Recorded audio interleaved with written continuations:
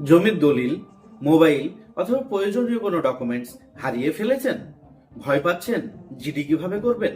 একদম ভয় পাবেন না, টেনশন করবেন না। প্রথমে থানায় যান, সেখানে গিয়ে একটি লিখিত দরখাস্ত জমা করুন।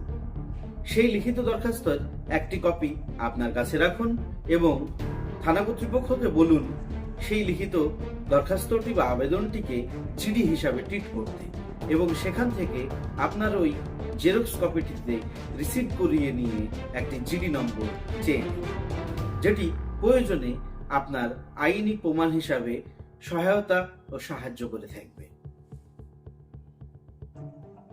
জমির দলিল, মোবাইল অথবা প্রয়োজনীয় কোনো ডকুমেন্টস হারিয়ে ফেলেছেন? ভয় পাচ্ছেন জিডি কিভাবে করবেন? একদম ভয় পাবেন না, টেনশন করবেন না। প্রথমে থানায় যান, সেখানে গিয়ে একটি লিখিত দরখাস্ত জমা করুন।